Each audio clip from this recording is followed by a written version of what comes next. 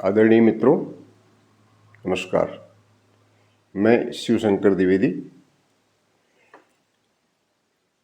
आप सबके समक्ष अपने YouTube चैनल @amox26 के माध्यम से मुखातिब हो रहा हूँ।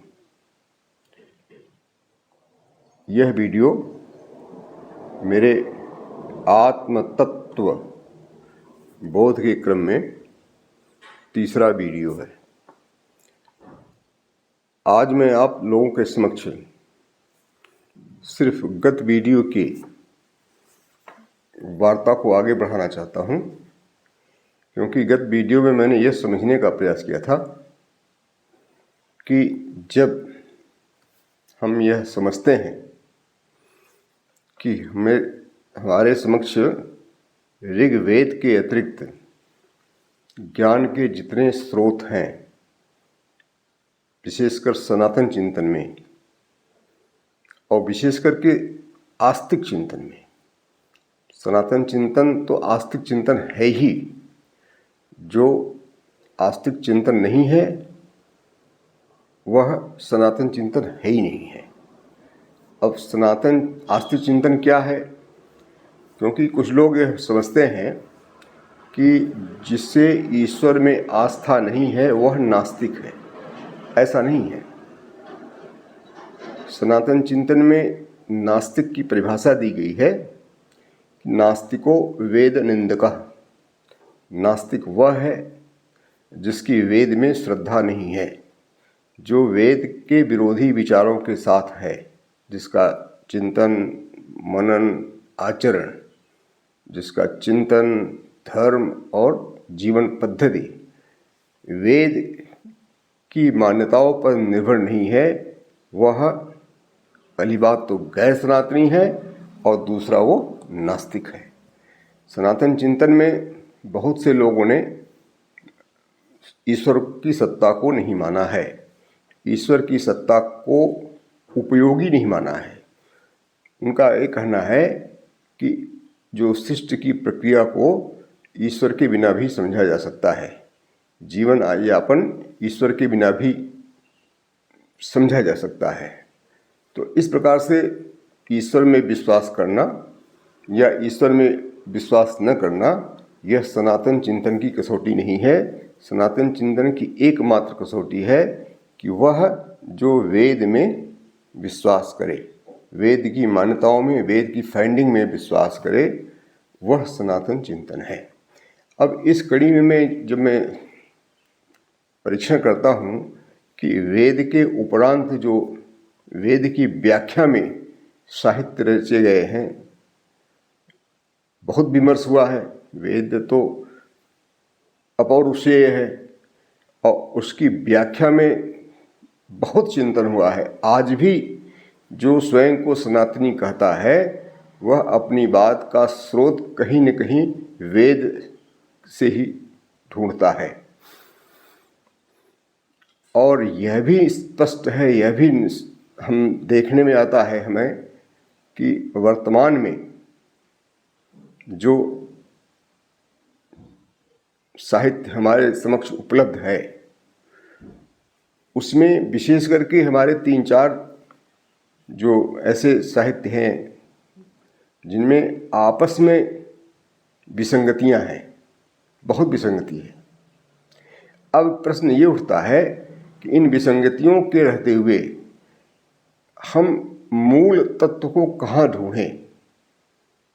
जैसे वेद के व्याख्या में औपनिषदिक आचार्यों ने बहुत मेहनत किया है और जिन तत्वों पर वेद ने केवल निर्देश दिया है, संकेत किया है, उन तत्वों की विशद व्याख्या की है। और इस प्रकार से एक समृद्ध उपनिषद साहित्य हमारे बीच में है।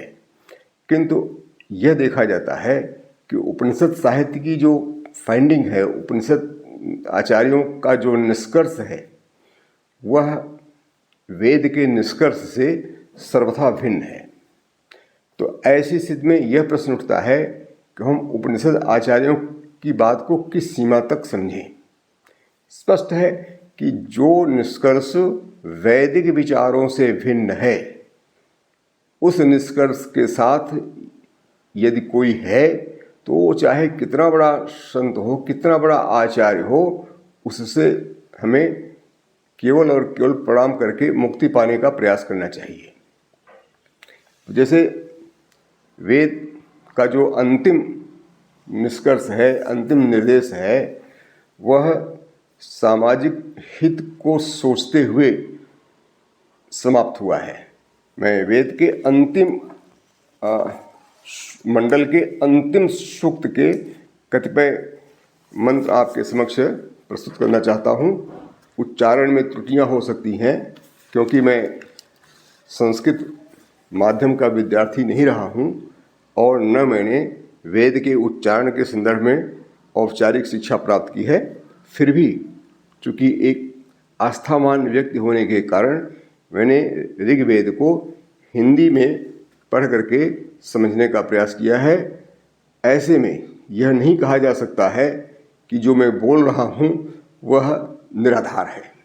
तो जब मैं कहता हूँ कि वेद का जो निष्कर्ष है, वेद का जो एक प्रारंभ हुआ है, वह आत्म तत्व के खोज से आरंभ हुआ है और विभिन्न मान्यताओं को दर्शाते हुए अंत में इस बिंदु पर वैदिक सिद्धांत उपस्थित होता है कि परमात्मा ही सब कुछ है, अर्थात यह सृष्टि किसी एक तत्व से आविर्भूत हुई है और उस मूल तत्व का भी लोगों ने साक्षात्कार किया है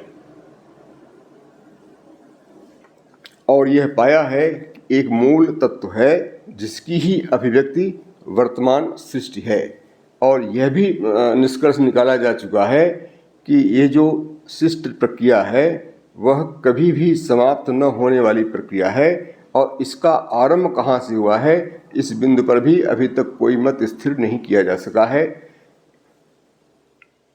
अब मैं अंतिम जो हमारा सूक्त है, अंतिम मंडल है, अंतिम सूक्त है, उसमें हमें क्या निर्देश प्राप्त हुए हैं, उनका क्या निष्कर्ष है, आप जैसा सुने।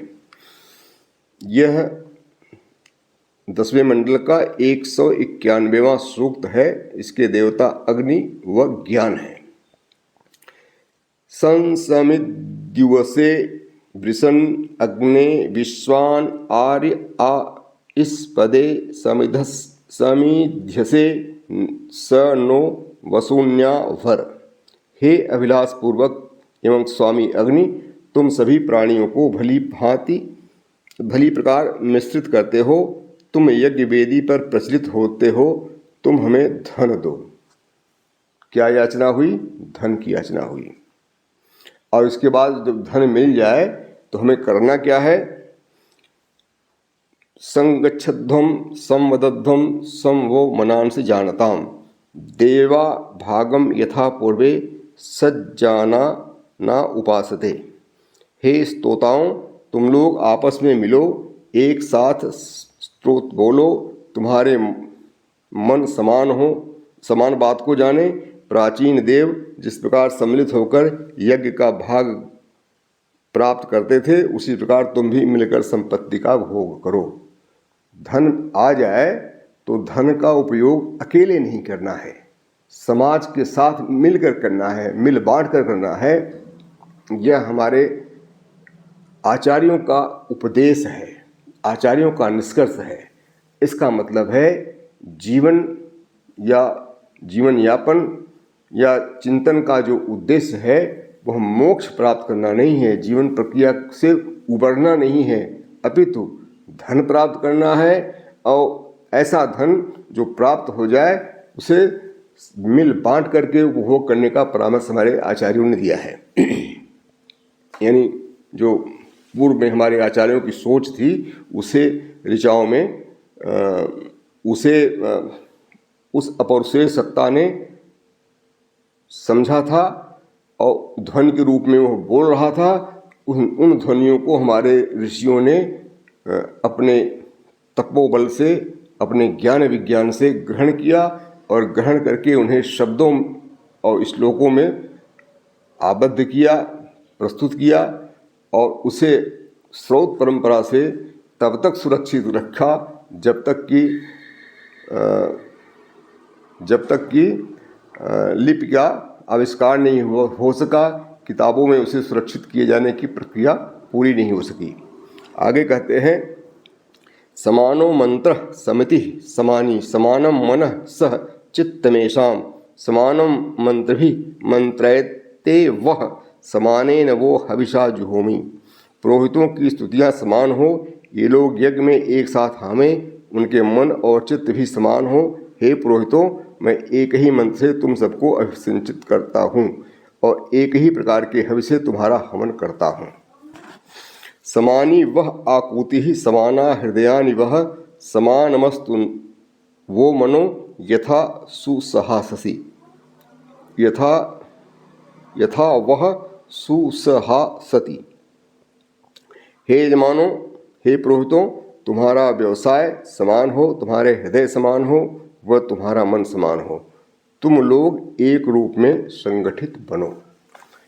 इस प्रकार से ऋचाओं में कहीं भी मुक्त की बात नहीं है। अब इन्हीं ऋचाओं पर व्याख्या करते हुए यदि कहीं हमारे जीवन के उद्देश्य को स्वर्ग प्राप्त करने अथवा मोक्ष की ओर ढकेलने का उपक्रम होता है व्याख्या लिपि पर, तो उस व्याख्या से इसलिए विमुख होना आवश्यक है क्योंकि व्याख्या जो है यदि वो मूल से भिन्न अर्थ दे रही हो तो इसका मतलब है वह व्याख्या कहीं न कहीं त्रुटिपूर्ण है। इसीलिए मैं कहता हूँ कि सनातन चिंतन का जो उद्देश्य है, सनातन चिंतन का जो निष्कर्ष है, उद्देश्य नहीं निष्कर्ष, सनातन चिंतन का निष्कर्ष है कि यह जीवन प्रक्रिया निरंतर प्रवहमान है, गतिमान है। इसमें जन्म होगा, मृत्यु होगी, बुढ़ापा आएगा, जन्म होगा, बुढ़ापा आएगा, मृत्यु होगी, फिर से जन्म होगा, बुढ़ापा आएगी, मृत्यु होगी। क्यों? क्योंकि यह प्रक्रिया कर्म फल के ऋतम पर आधारित है। ऋतंच सत्यंचाभिधात तपसो, ऋतंच सत्यंचाभिधात तपसो अध्यजायत ततो समुद्रादर्णवादत संवत्सरो जायत। लास्ट में लिखा है यथा पूर्वम अकल्पयत। तो कहने का आशय है कि जब इस सृष्टि प्रक्रिया का अंत ऋचाओं में नहीं देखा गया है, और ऋचाओं में क्या देखा गया है कि आप धन धान्य का उपयोग मिल बांट कर करें। यहाँ एक सुसमृद्ध समाज की स्थापना की ओर संकेत दिया गया है। ऐसी स्थिति में यदि इसी कृत की व्याख्या में हम मोक्ष को निष्कर्ष के रूप में प्राप्त करते हैं तो यह केवल और केवल हमारी हठधर्मिता हो सकती है, जीवन से पलायन ही हो सकता है और कुछ नहीं। नंबर 1, हम अपने इस निष्कर्ष पर, इस आधार पर भी अड़े हैं कि हमारे यहाँ ज्ञान प्राप्ति के संदर्भ में एकमात्र स्रोत क्या है? श्रवण। गुरु के उपदेशों से प्राप्त ज्ञान प्राप्त करना। और ज्ञान कैसे प्राप्त करना? श्रद्धावन्नत होकर के। जब तक हम श्रद्धावन्नत होकर के गुरु के मुखारविंद से उनकी वाणी का श्रवण नहीं करेंगे तब तक उस श्रवण किए हुए पर मनन संभव नहीं है। और जब मनन नहीं होगा उस पर निधिध्यासन का तो कोई सवाल ही नहीं उठता हो। जैसे आप कक्षा में पढ़ रहे हों और गुरुदेव या आपके टीचर कुछ समझा रहे हों और उस समय आपका ध्यान कहीं और हो, या आप यह समझ करके सुन रहे हैं कि गुरुजी तो बकवास बोल रहे हैं, तो निश्चित मानिए कि आपको गुरुजी की वाणी सुनाई ही नहीं पड़ेगी, और सुनाई पड़ भी गई तो आप उसका अर्थ बोध नहीं कर पाएंगे। इसलिए कहा जाता है कि गुरुदेव की वाणी को श्रद्धापूर्वक सुनो। गुरुदेव में इतना विश्वास करो कि गुरुदेव जो बता रहे हैं वह गलत नहीं बता रहे हैं, वह सही बता रहे हैं। ये तो हो गई आपके श्रवण की प्रक्रिया, ज्ञान प्राप्त करने की प्रक्रिया। अब उस प्राप्त ज्ञान पर आप रिएक्शन क्या दें? उस प्राप्त ज्ञान पर आपका अपना क्या दृष्टिकोण होगा? क्योंकि हमारे यहाँ यानी जो सनातन चिंतन है वहाँ पर के भी द्वारा प्राप्त ज्ञान पर या किसी भी स्रोत से प्राप्त ज्ञान पर सहसा मत स्थिर करने का विधान नहीं है, अपितु एक दूसरी जो श्रेणी आती है वह मनन की। वह मनन आपको करना है। मनन करते समय आपके पास जो अन्य स्रोतों से प्राप्त ज्ञान है उन पर भी विमर्श करना है कि जो हमें गुरुदेव के माध्यम से ज्ञान प्राप्त हुआ है वह और जो अन्य स्रोतों से हमारे पास पूर्व में ही उपलब्ध ज्ञान है उन दोनों में सुसंगति किसके साथ है। हमें हमेशा सुसंगत की ओर ले जाने की प्रक्रिया के लिए ही मनन का विधान बताया गया है। इसलिए श्रवण दूसरी स्थिति है मनन की, और श्रवण और मनन के उपरांत हमें निधिध्यासन यानी ध्यान की उस अवस्था तक जाना है जहां पर हम अंतिम विकल्प के रूप में अपना मत स्थिर कर सकें। श्री कृष्ण जी कहते हैं कि तुम्हें गूढ़ से गूढ़ ज्ञान दे दिया है, इतते ज्ञानमाख्यातम गुह्याद गुह्यतरम मया विमिश्यैतत् अशेषेण यथेच्छसि तथा कुरु। यानी जो श्री कृष्ण जी ने ज्ञान उपलब्ध कराया है उस ज्ञान को बड़ी श्रद्धा और श्रद्धापूर्वक उसे सुनो और उस पर विमर्श करो, क्योंकि वह गूढ़तम ज्ञान को आपके समक्ष रखे हुए हैं। जब तक आप उस गूढ़तम ज्ञान पर स्वयं से विमर्श नहीं करेंगे, मनन नहीं करेंगे, तब तक आपका जो निष्कर्ष होगा वो भ्रामक होगा।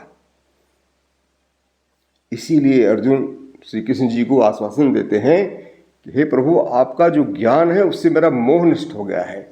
नष्टो मोह स्मृतिर्लब्धा तत्प्रसादान मया च्युत स्थितोस्मि गत संदेह करिष्ये वचनम तव।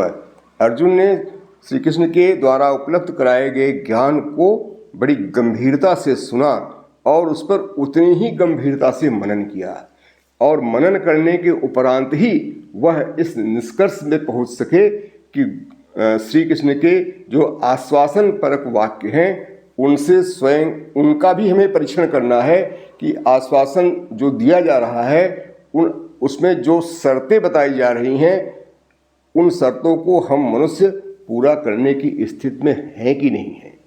यदि जो आश्वासन दिया जा रहा है उस आश्वासन को शर्तबद्ध कर दिया गया है और उन शर्तों को हम पूरा नहीं करते हैं और केवल आश्वासनों पर कायम रहते हैं, तो आश्वासनों पर एक तो हम कायम जो रहेंगे, फिर हम जो उसके बाद एक्शन लेंगे वह प्रॉपर एक्शन नहीं होगा, और जो प्रॉपर एक्शन नहीं होगा तो परिणाम भी प्रॉपर नहीं मिलेगा।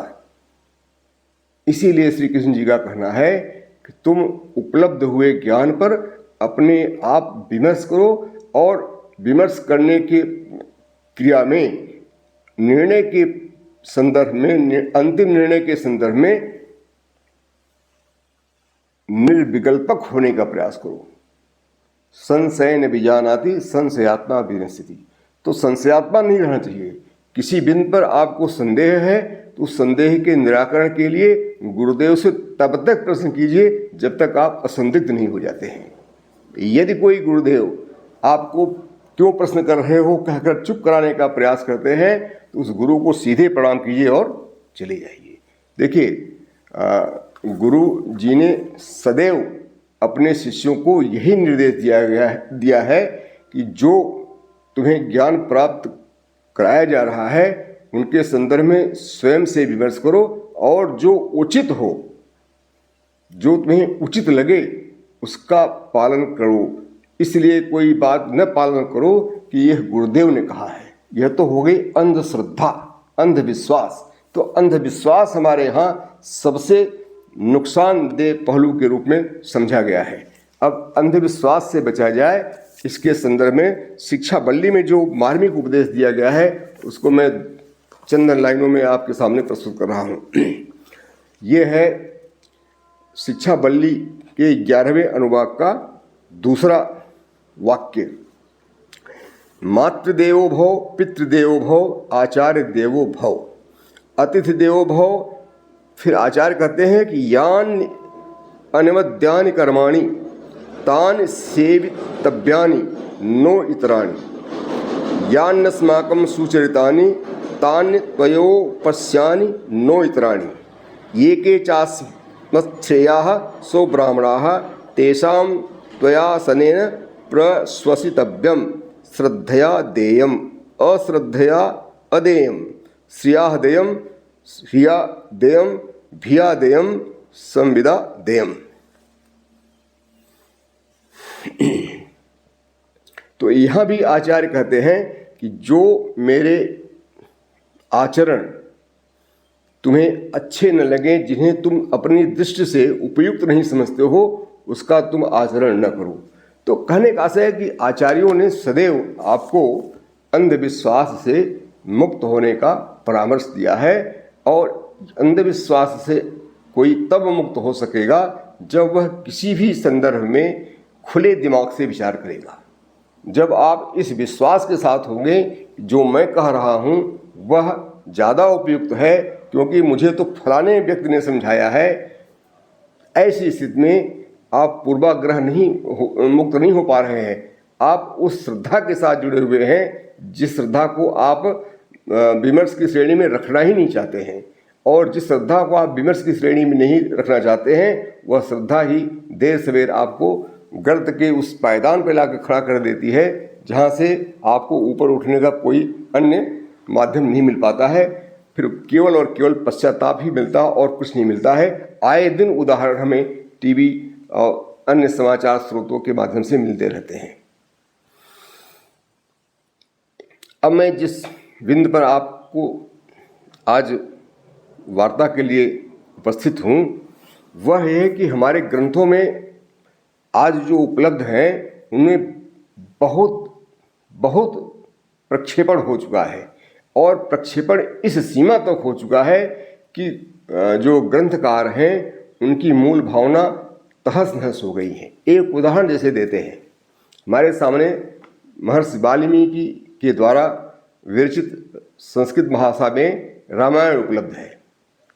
अब उस रामायण को जब मैं पढ़ता हूँ तो उसके जो 6 कांड हैं, अंतिम कांड उसका अयोध्या कांड है, युद्ध कांड है, और युद्ध कांड को पढ़ने के उपरांत लगता है कि पूरा का पूरा ग्रंथ अपने अंतिम चरण में पहुंच चुका है, वो समापन की अवस्था है उस युद्ध कांड में।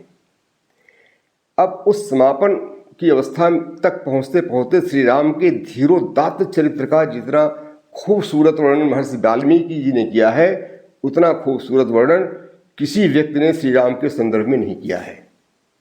क्यों? क्योंकि महर्षि वाल्मीकि जी का राम के प्रति जो विचार था वह एक धीरोदात्त चरित्र के नायक के रूप में था, जबकि अन्य जितने लोगों ने रामायण लिखा है या राम के विषय में चर्चाएं की है वे राम के प्रति किसी न किसी धारणा विशेष से जुड़े हुए थे।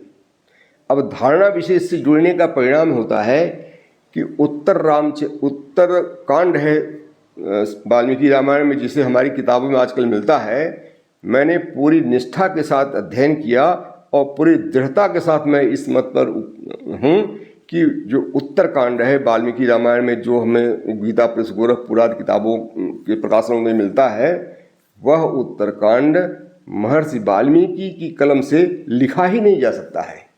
क्यों? क्योंकि उस उत्तरकांड में ढेर से ऐसी किंवदंतियों को श्री राम जी से जोड़ दिया गया है जिनके आधार पर यदि हम श्री राम का चरित्र चित्रण देखते हैं करते हैं तो वह धीरोदात्त नायक के रूप में न होकर के एक कानाफूसी पर आधारित नायक की भांति उपस्थित होते हैं। वह पत्नी से विद्वेष करते हैं और वह जनता से डरते हैं, अपनी बात को जनता को समझा नहीं पाते हैं। परिणाम जनरों से ऊब करके वह अपनी उस प्राण प्रिया पत्नी का परित्याग कर देते हैं जो गर्भावस्था में थी। वह राम जो किसी समय न्याय के पथ पर चलते हुए ब्राह्मण रावण का कुल नाश करते हैं, वह राम कानाफूसी के चक्कर में आकर के कतिपय ब्राह्मणों के उस्काने पर एक शूद्र तपस्वी की हत्या कर देते हैं। तो ये सब सारी बातें हैं जो वाल्मीकि रामायण के उत्तरकांड में लिपिबद्ध कर दी गई हैं। ये सब कैसे महर्षि वाल्मीकि की हो सकती हैं? उस महर्षि वाल्मीकि की, जिस महर्षि वाल्मीकि ने श्री राम के धीरोदात्त नायक के रूप में प्रस्तुत करते समय कलम तोड़ दिया है। तो ऐसी स्थिति में हमें महर्षि वाल्मीकि जी को एक दूरदर्शी कवि समझने के लिए वाल्मीकि जी के नाम से जो रामायण प्रचारित और प्रसारित हो रही है उस पर गंभीरता से विचार करना चाहिए और यह मत अवधारित करना चाहिए कि रामायण के अंग के रूप में यदि उत्तरकांड जोड़ा गया है तो वह रामायण का अंग हो ही नहीं सकता है। किसी भी ग्रंथ में कोई अनर्गल बात जोड़ देने से वह अनर्गल बात उस ग्रंथ का या उस रचनाकार का हो ही नहीं सकता है। इसका अध्ययन करने के लिए हमें पूरी की पूरी निष्ठा के साथ काम करना होगा, पूरी की पूरी पूर्वाग्रह रहित होकर के काम करना होगा, ताकि हम यह समझ सकें कि जो अंश जोड़ा गया है क्या उस अंश को वह कवि लिख सकता है, विशेष करके उसके विषय में जिसके चित्रण के संदर्भ में वह प्रतिबद्ध है। अब हम आते हैं मनुस्मृति में। मनुस्मृति में देखा जाता है, जैसे एक छोटा सा उदाहरण दूं, भाई पूरा बात तो हम इस 5-10 आधे घंटे के वीडियो में नहीं बता पाएंगे। मैं एक छोटा सा उदाहरण नारी के प्रति मनुस्मृति में जो विचारधाराएं फैलाई गई हैं उसके विषय में कह रहा हूँ कि जब मनुस्मृति में कहा जाता है कि यत्र नार्यस्त पूजन्ते रमन्ते तत्र देवताः यत्रैस्तास्तु न पूजन्ते ता सर्वा तत्र सर्वा अफला क्रिया, यानी जहाँ पर नारियों की पूजा नहीं होती है वहाँ पर सारी की सारी क्रियाएं असफल हो जाती, अफलीभूत होती हैं। तो नारी के प्रति इस सम्मान के साथ जीने वाला जो हमारा मनु है, मनुस्मृति का रचनाकार मनु है, उस मनु की लेखनी से यदि हम यह लिखाने का प्रयास करते हैं कि पिता रक्षित कौमारे भर्ता रक्षित यौवने पुत्रो रक्षित वार्धक्ये न स्त्री स्वातंत्र मर्हति।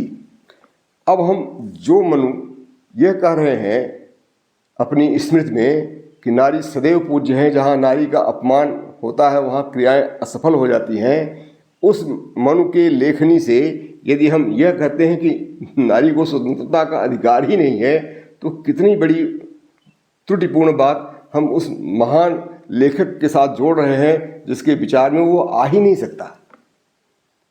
तो ऐसे में अपनी किताबों, अपनी कृतियों में दोष ढूंढने की अपेक्षा हमें उन प्रक्षिप्तांशों को ढूंढना चाहिए जिनसे हमारे रचना का स्वरूप बिगड़ रहा है, रचनाकार के संदर्भ में हमारा दृष्टिकोण बदल रहा है। हम मनुस्मृति को न जलाएं, अपितु मनुस्मृति को पूर्वाग्रह रहित होकर के पढ़ें और जो प्रक्षिप्तांश लग रहा है उनसे मनुस्मृति को मुक्त करने का प्रयास करें। उनसे मनुस्मृति को मुक्त करके देखेंगे तो मनुस्मृति जलाने का नहीं, अभी तो मनुस्मृति अलमारी में रख करके उसके अनुसार आचरण करने की ओर उन्मुख होने का मार्ग प्रशस्त करेगा। अब मैं आता हूँ महान कवि संत स्वामी तुलसीदास जी पर।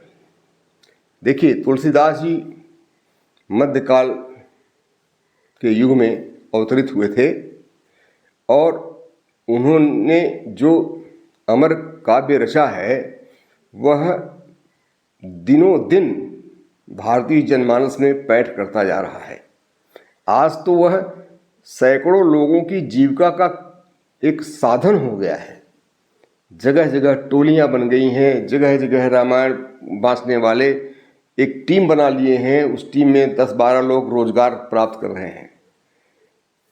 और उन्होंने जिस राम के चरित्र को लिपिबद्ध किया है वह श्री राम, प्रभु राम हमारे समाज के, हमारे परिवार के, हमारे जीवन के इतने अनुकरणीय आदर्श हैं कि जिन्हें हम यदि जीने का प्रयास करें तो मेरा या हमारा व्यक्तिगत जीवन ही नहीं, पारिवारिक जीवन ही नहीं, अपितु सामाजिक जीवन भी यशोमय आनंद के साथ भर उठेगा। अब उस महान कृति में मैं एक संदर्भ देख रहा था, ये शायद अरण्य कांड के 33वें दोहे के मध्य है। कबंध राक्षस के वध के का प्रसंग है। उसमें लिखा है, पूज्य विप्र शील गुणहीना, पूज्य विप्र शील गुणहीना, शूद्र न पूज वेद प्रवीणा। अब इस चौपाई के आधार पर हमारे ब्राह्मण भाई दलितों के साथ क्या क्या दुर्व्यवहार कर सकते हैं और उसे धार्मिक बताने के लिए कोट करते हैं कि तुलसीदास जी ने भी यही कहा है, पूज्य विप्र। यह जातिवादी सोच की घृणित पराकाष्ठा है। उस समाज के संदर्भ में, उस महान कृति के संदर्भ में, जिस महान कृति का जो नायक है उसने कभी भी अपने आप को जातिवाद से नहीं जोड़ा है। यदि ऐसा होता तो रावण का वध वो न करता। रावण का वध राम ने किया था, यह तो एक ऐतिहासिक घटना है। ऐसी स्थिति में जातिवादी विचार को बताने वाली इस चौपाई को यदि रामचरितमानस में रखा गया है तो यह तुलसीदास का दोष नहीं है, अपितु तुलसीदास के पवित्र रामायण में इसे पूरी कुटिलता के साथ स्थापित करने वाले विद्वान का दोष है।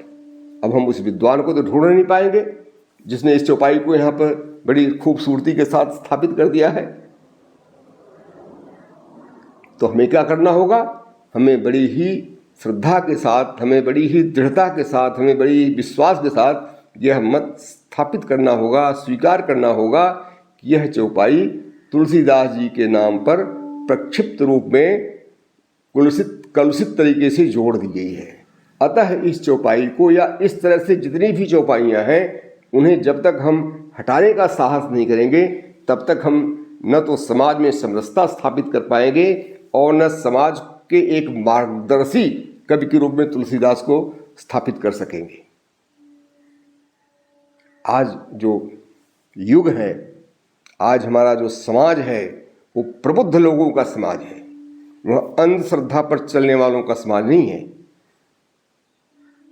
आज सबसे बड़ा सामाजिक संकट हम सनातन के लोग झेल रहे हैं, जहां हमें जातियों में बांटा जा रहा है, जहां हमें ऊंच नीच की श्रेणी में बांटा जा रहा है। ऊंच नीच की श्रेणी में बांटने वाले इस तरह से जितने भी प्रक्षिप्तांश हैं, उन प्रक्षिप्तांश को ईमानदारी के साथ चिन्हित करके उनसे स्वयं को अलग करना है, उनसे इन महान कृतियों को अलग करना है।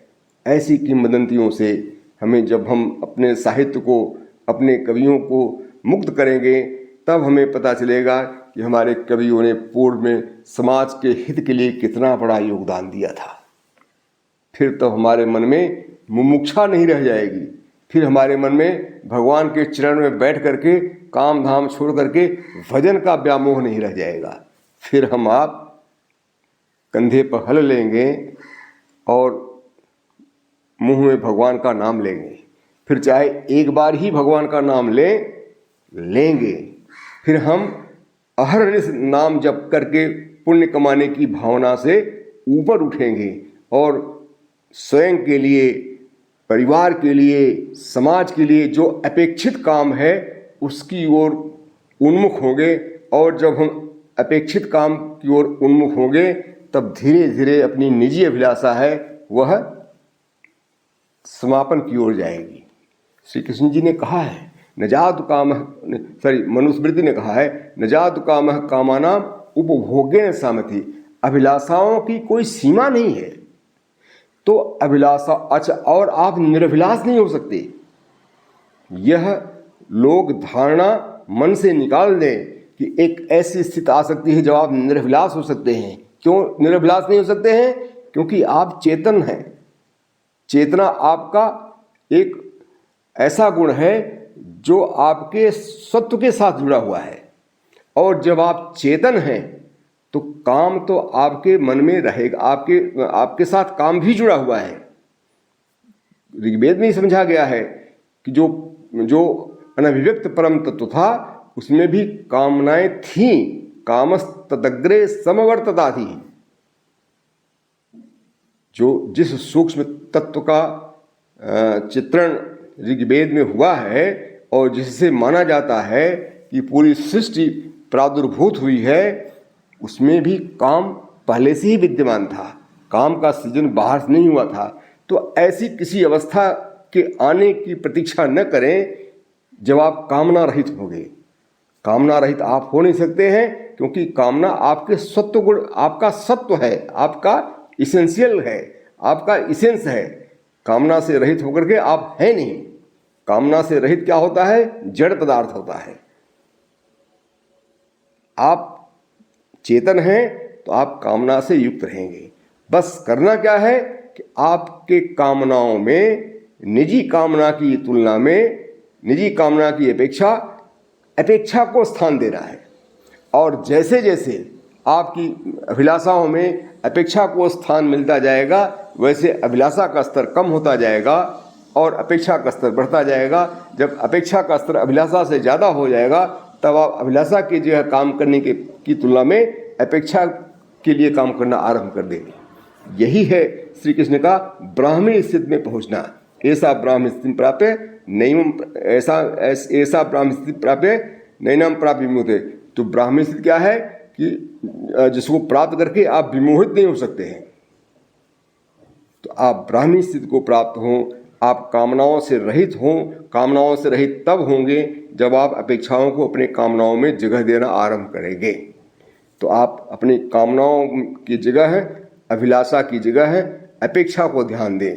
मोक्ष की जगह अभिलाषा को ध्यान दें, मोक्ष की जगह जीवन को ध्यान दें। जीवन आपसे अपेक्षित है, मोक्ष अपेक्षित नहीं है। मोक्ष तो आपकी अभिलाषा है, जीवन आपके परिवार की अभिलाषा है, जीवन आपके समाज की अभिलाषा है, जीवन आपके देश के कानून की अभिलाषा है। जीवन तो परमात्मा की अभिलाषा है। तो परमात्मा की अभिलाषा से जुड़िए, परमात्मा होने का प्रयास कीजिए, मदभाव को प्राप्त कीजिए। मदभाव को प्राप्त करेंगे तो आप अपेक्षाओं की दिशा में काम करना शुरू करेंगे, क्योंकि श्री कृष्ण जी ने स्वयं कहा है कि मैं अपेक्षाओं के लिए काम करता हूँ, मुझसे जो अपेक्षा होती है वह मैं काम करता हूँ। नियत कर्म मैं नियत कर्म करता हूँ। अब आप यदि मदभाव को प्राप्त होंगे, श्री कृष्ण के भाव को प्राप्त होंगे, परमात्मा के भाव प्राप्त हो गए, तब आपके मन में मुक्त की अभिलाषा नहीं रह जाएगी, अपितु अपेक्षित कर्म करने की अभिलाषा होगी। आपकी अभिलाषा का मोड चेंज हो जाएगा, आपकी अभिलाषा का विषय चेंज हो जाएगा। तो अपनी अभिलाषाओं का विषय चेंज कीजिए और मोक्ष की जगह आप जीवन को स्थान दीजिए। और जीवन को स्थान देंगे तब आप अभिलाषा की जगह अपेक्षा को वरीयता देंगे। तो अभिलाषा की जगह अपेक्षा को ध्यान दें। यही हमारी रचनाओं का मंतव्य है। यदि हमें अपनी रचनाओं पर विश्वास है, यदि हमें परमात्मा में विश्वास है, तो हम परमात्मा में अपनी इच्छा को न थोपें, अपितु परमात्मा की इच्छा को जानने का प्रयास करें। यही तो अर्जुन ने जाना था। अर्जुन ने यही तो आश्वासन दिया था कि करिष्ये वचनम तव, आपका जो वचन है वह मैं करूँगा। इसीलिए अर्जुन भक्ति के लिए नहीं गए, शरणागति की साधना अर्जुन ने नहीं किया। अर्जुन ने ज्ञान साधना की, अपने आप को नहीं मोड़ा। अर्जुन ने तपस्या नहीं किया। अभी तो अर्जुन ने क्या किया? अर्जुन ने नियत कर्म किया, अर्जुन ने युद्ध किया, क्योंकि उस समय अर्जुन के नियत कर्म में युद्ध करना ही था। नियत कर्म का मतलब कोई युद्ध करना नहीं होता है। नियत कर्म का मतलब होता है वह कर्म जिसकी आपसे अपेक्षा हो। वह अपेक्षा करने वाला आपके परिवार का मुखिया हो सकता है, वह अपेक्षा करने वाला आपके समाज का मुखिया हो सकता है, समाज के व्यवस्थापक हो सकते हैं, वह अपेक्षा करने वाला आपका नियोक्ता हो सकता है, वह अपेक्षा करने वाला आपका जो निजी व्यापार है, उस व्यापार के भी मूलभूत कुछ नियम कानून होते हैं। उन नियम कानूनों पर उतरने का प्रयास कीजिए ताकि आपका निजी व्यापार भी स्मूथली रन कर सके। तो मैं इन्हीं शब्दों के साथ आप सबसे विदा लेना चाहता हूँ। विश्वास है कि आपको मेरी बातें पसंद आई होंगी, और यदि मेरी बातें पसंद आई हों तो मेरे वीडियो के कमेंट बॉक्स में अपनी टिप्पणी अवश्य लिखें और मेरे चैनल को सब्सक्राइब करें। धन्यवाद।